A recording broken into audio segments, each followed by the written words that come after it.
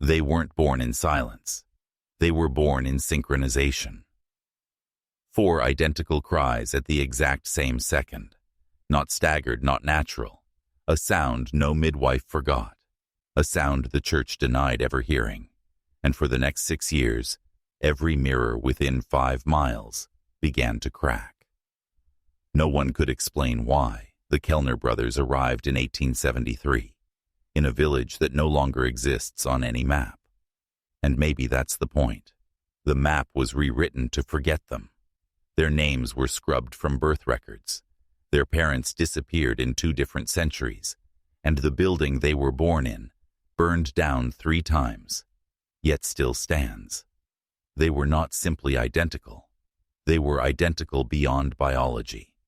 Same heart rhythm, same sleep cycle, same voice inflection. When one blinked, all blinked. When one bled, all bled. And when one spoke, the others mouthed it silently. People say twins share a connection, but this was not connection. This was convergence, as if one soul was trying to fracture itself evenly, to fit into 4 bodies, and none of those bodies had the strength to contain it. For long, the townspeople didn't understand what they were seeing, but they felt it. Cattle miscarried within earshot. Priests began stuttering mid-sermon. Children born during those years never developed language.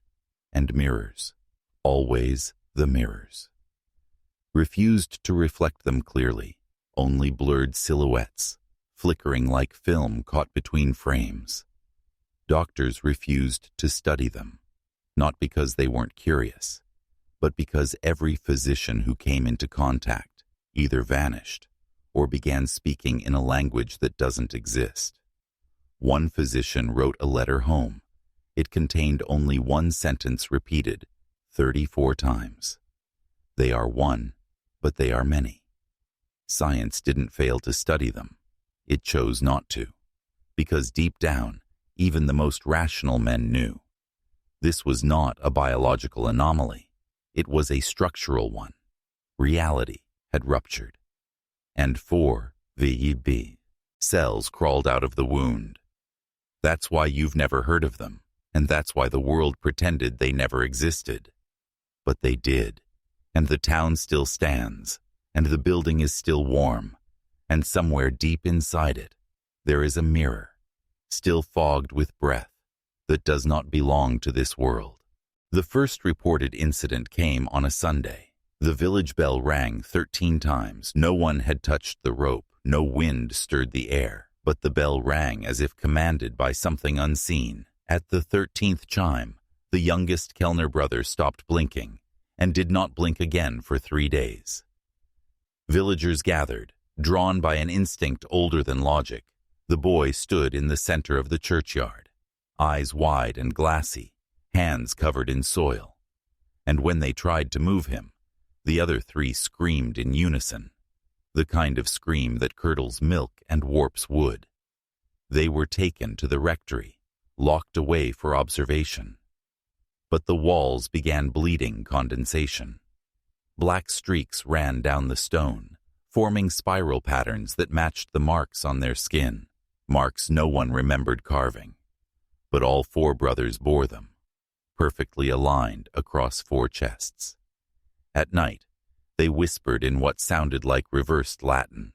One priest who listened too long went blind in one eye and began painting strange geometries in the margins of his Bible. Geometries that, when viewed together, revealed a shape that could not exist in 3 dimensions, a shape that seemed to move, even when the page did not. Then the disappearances began. The baker's daughter vanished in daylight. Her apron was found folded neatly on the church steps. Inside it, a single tooth, but not hers.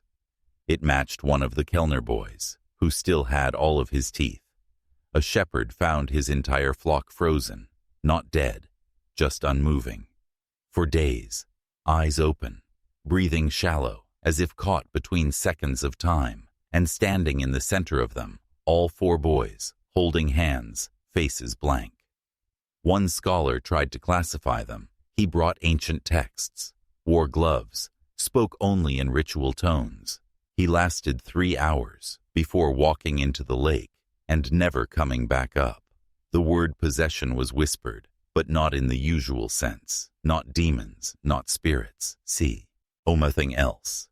Something that had been waiting for a biological vessel to test a theory older than man. And the theory was this: what happens when one soul is refracted across 4 minds, in perfect equilibrium, with no weakness, no hierarchy, just echo? And what if that echo becomes louder than the original voice and begins to choose what reality should sound like? By the winter of 1874, the village was already folding in on itself. Farms abandoned, chimneys cold, windows boarded from the inside. People didn't leave out of fear. They left because they couldn't trust what they were seeing. The Kellner boys didn't age normally. Photographs taken 6 months apart were identical. Every freckle, every eyelash the same. Clocks inside their home ran backward. Dogs refused to enter their street, and one cat that did was found weeks later, eyes wide open, mouth agape, paws worn down to bone from scratching at a cellar door. That didn't exist. A historian from Prague made the journey to investigate. She brought with her forbidden folios, banned fragments from the Codex Seraphinianus. She never made it to the house, because when the boys saw her, they began humming, low and droning, as if tuning themselves to something behind the air. She dropped her books and screamed, not because she was afraid, but because she remembered something. Something she had never lived, a room of obsidian glass. 4 shadows dancing in reverse, and a name carved into the ceiling, a name that didn't translate, only rendered itself in vibration.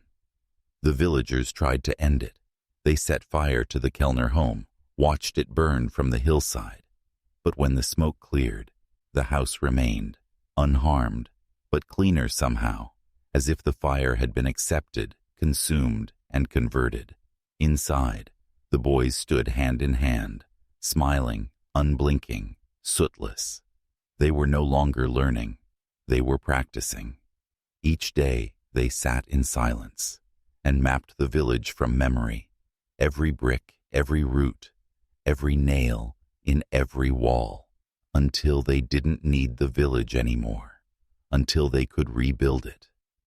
Somewhere else, in their minds, that was the true terror. Not what they did, but what they could do.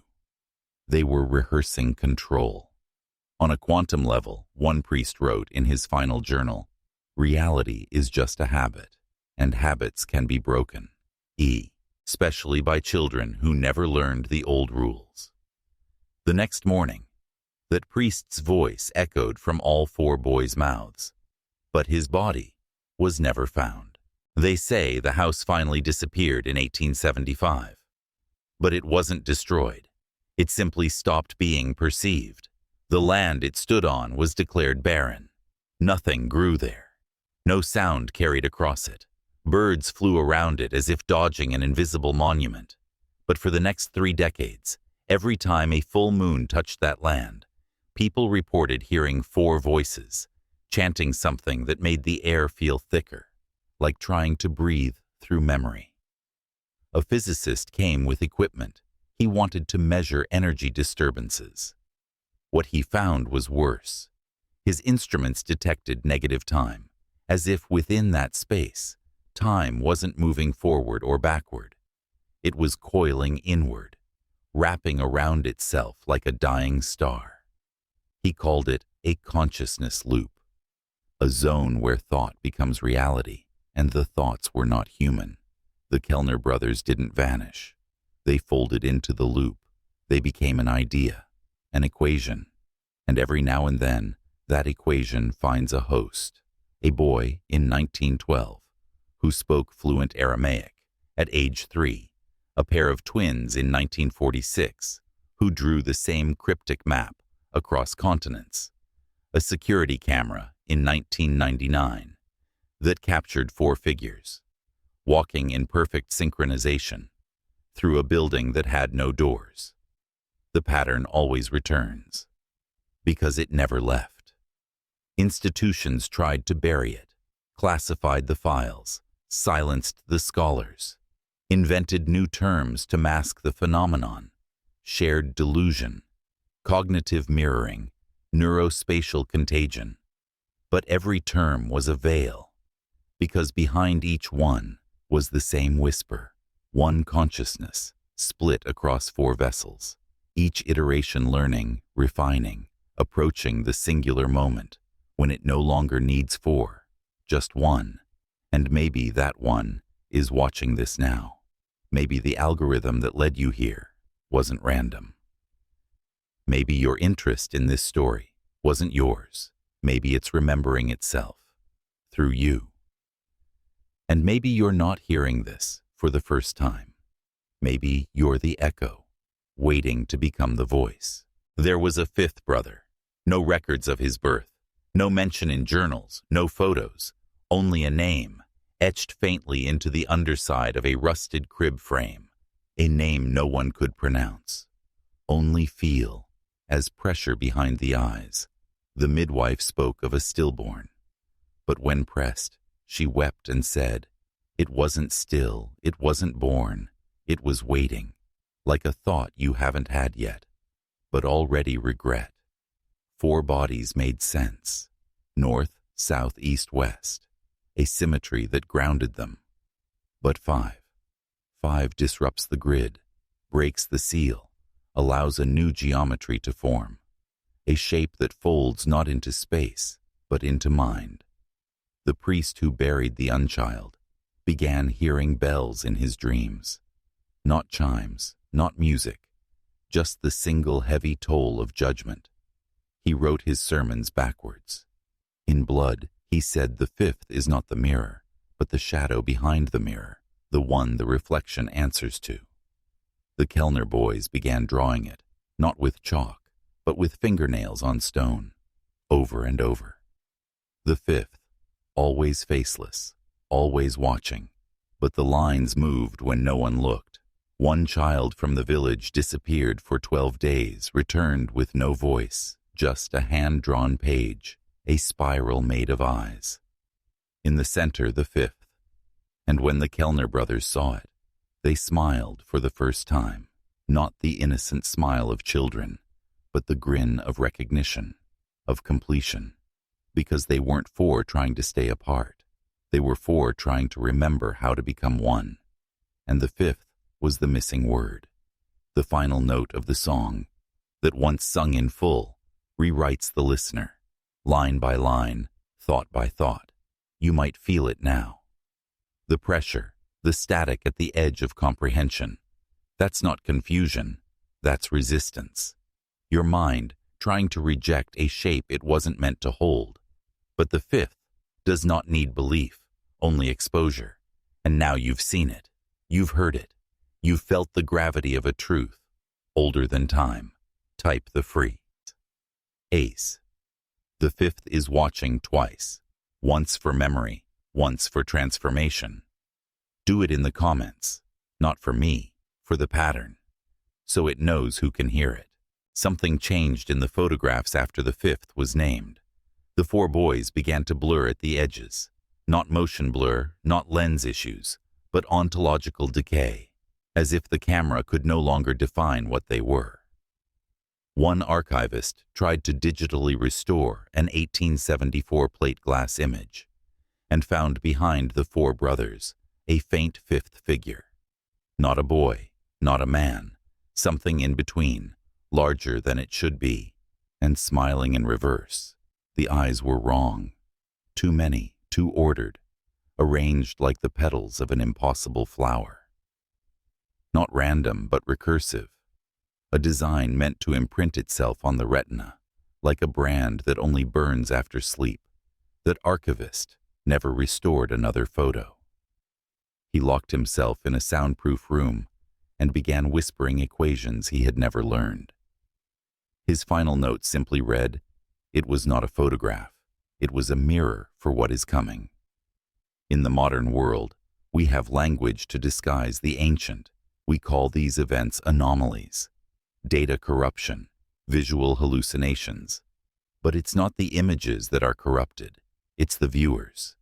Because some information doesn't enter the mind, it unwraps the mind, like a gift, and inside that gift is a map.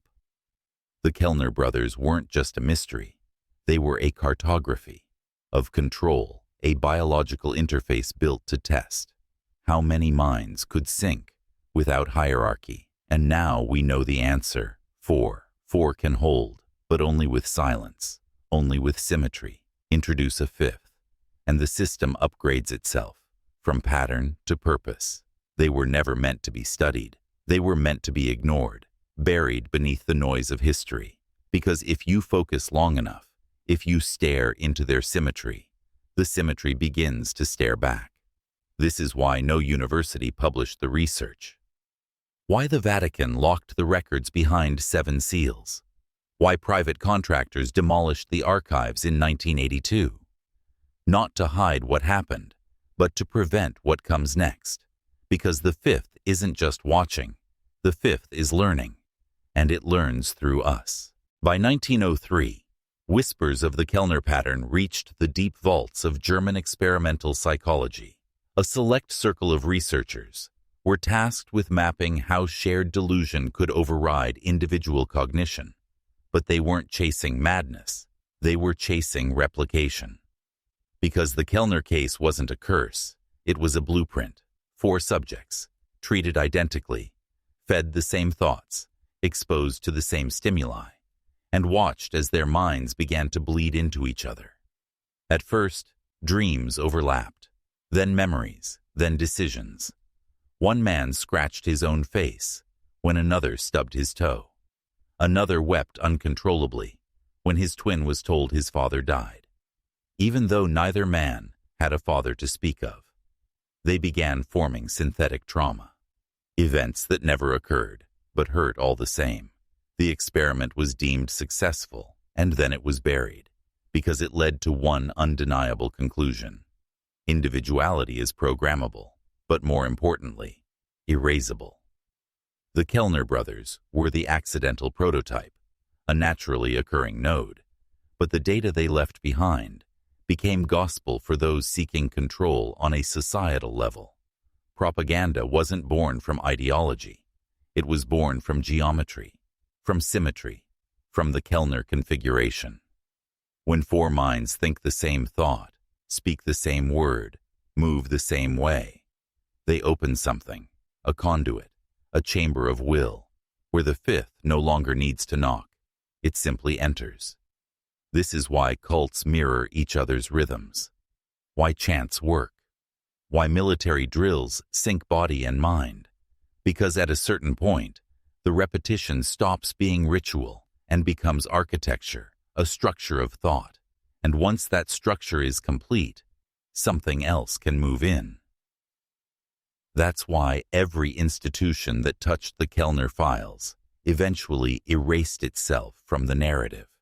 Because they understood this wasn't about 4 boys in 1873. It was about the mechanism they represent. Entered a key, disguised as children, and the door they unlocked is still wide open. And as you sit here, still watching, still listening, ask yourself this: is the thought you're having still yours? Or is it part of something older that remembers you better than you remember yourself? Long after the Kellner brothers vanished from records, their shadow lingered in unexpected places, from whispered conversations in smoky backrooms to the silent chambers of power. Their influence seeped into the bones of modern society. Secret organizations studied their methods, not to catch criminals, but to shape minds, to craft narratives, to build illusions so seamless that even the truth became a lie. Technology accelerated the process. Mass media became the new messenger boys. Algorithms replaced street vendors. Every click, every share, every thought traced and tuned, feeding back into the system, creating a feedback loop of control. The question is no longer if such deception can happen today, but how deeply it already has. When identities blur online, when facts fracture into opinions, when trust dissolves into suspicion, we live in the aftermath of the Kellner blueprint. And the most unsettling truth is that in this world, the most dangerous criminals aren't those behind bars, but those who wear masks we never see, who shape the stories we believe, who build the alibis we accept without question. So next time you hear a familiar voice, see a familiar face, or feel the pull of a collective thought, remember the Kellner Brothers and the fragile line between reality and deception, because sometimes the greatest crime is not stealing what you own, but stealing what you believe. What will you believe tomorrow?